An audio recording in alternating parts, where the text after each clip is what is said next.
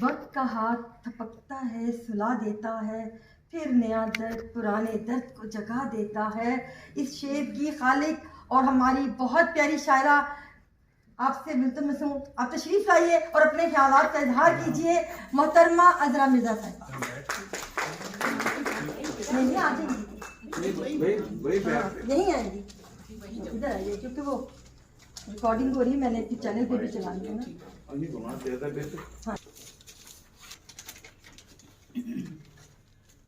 جناب صدر محترم مسعود علی خان صاحب کی اجازت سے سب سے پہلے تو میں ادارہ زرقا پبلیکیشن انٹرنیشنل کا شکریہ ادا کرتی ہوں کہ انہوں نے مجھے مدعو کیا اور کچھ کہنے کا موقع دیا۔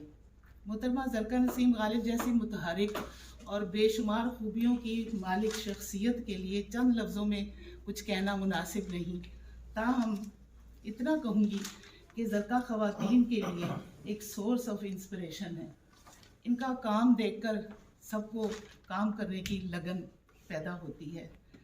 ایک وقت میں بے شمار کام کرتی ہیں، ان کے میں نام نہیں لینا چاہتی، دیر ہو جائے گی، تو یہ ہے کہ یہ جو کام کر رہی ہیں وہ صرف نازک کی نفی ہے۔ وہ اپنی محنت، لگن اور خوش دلی سے ادب کی جو خدمت کر رہی ہیں وہ قابل تحسین ہے۔ بے شمار انعامات بھی اس سلسلے میں لے چکی ہیں، ادبی خدمات میں، بلکہ ڈاکٹریٹ کی ڈگری بھی لے چکی ہیں۔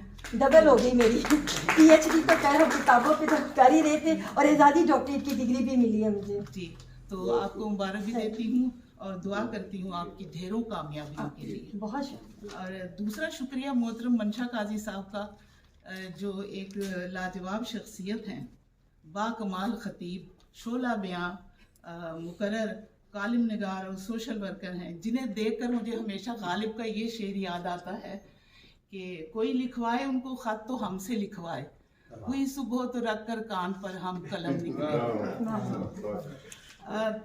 ان کی موجودگی ہر محفل میں اس بات کا ثبوت ہے کہ محافل ان کے بغیر ادھوری ہیں۔ اپنی دھواں اور عالمانہ خطابت سے محفل پر سکتہ طاری کر دینے کا ہنر جانتے ہیں۔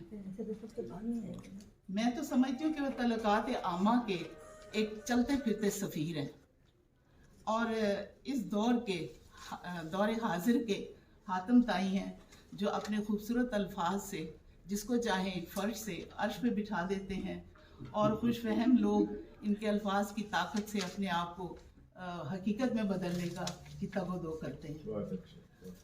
ایسے لوگ کسی بڑے ایوارڈ کے مستحق ہیں اور میں ان کے لیے دعا کرتی ہوں، ان کی صحت کی۔ انہی لوگوں کے توسط سے مجھے موقع ملا کہ میں جناب کرنل ممتاز حسین صاحب کو ان کی کتاب کی مبارکباد پیش کروں۔ میری ہارڈ لک کہ مجھے ان کی کتاب پڑھنے کو نہیں ملی، اور میں نے کبھی کسی کتاب کو A to Z پڑھے بغیر اس پہ اظہار خیال نہیں کیا، تو تاہم مقررین نے کتاب پر جو اپنی آراء دی اور معلومات وہاں پہنچائی، ان سے اندازہ ہوتا ہے کہ کتاب بہترین موضوع پر لکھی گئی کتاب ہے۔ کتاب کا ٹائٹل اور ٹاپک مصنف کی جمالیاتی خوبیوں کا مظہر ہے۔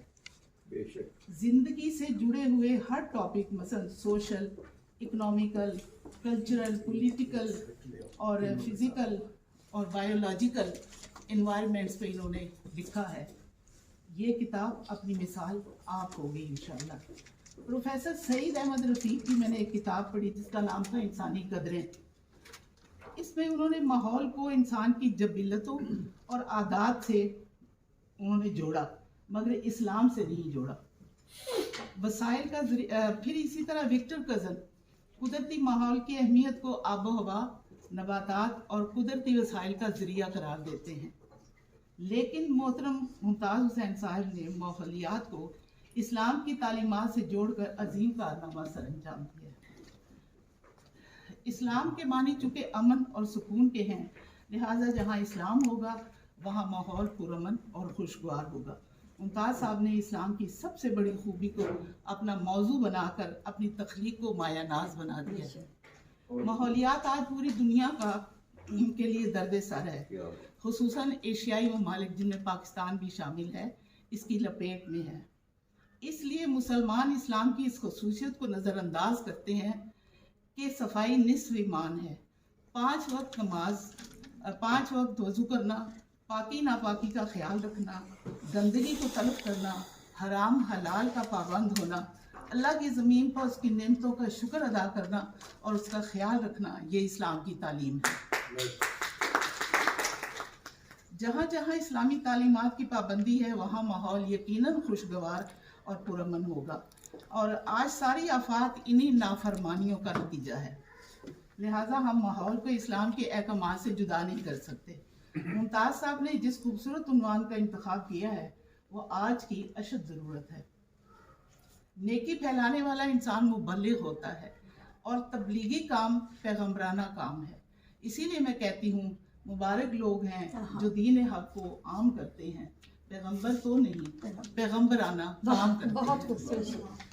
اسلام عالمگیر مذہب ہے، اس کے ان گنت پہلو ہیں، لہٰذا کسی ایک پہلو کی تبلیغ بھی اسلام کی خدمت ہے.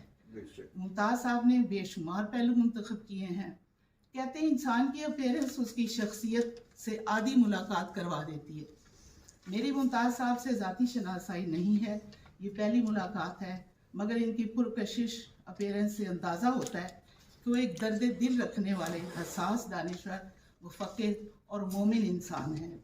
ان کی نشست و برخاست میں آرمی کی ٹریننگ جھلکتی ہے، اور جہاں یہ آرمی کی تربیت حب الوطنی اور اسلام سے محبت یکجا ہو جائے وہ انسانیت کی عظمت کو چھو لیتا ہے اور ممتاز حسین کا روح دھار دیتا ہے. دعا گو ہوں اللہ تعالیٰ ان کو مزید نیک اعمال کی توفیق عطا فرمائے، ان کی کاوش کا اجر عظیم ملے اور اس کتاب کو سرخروئی عطا ہو.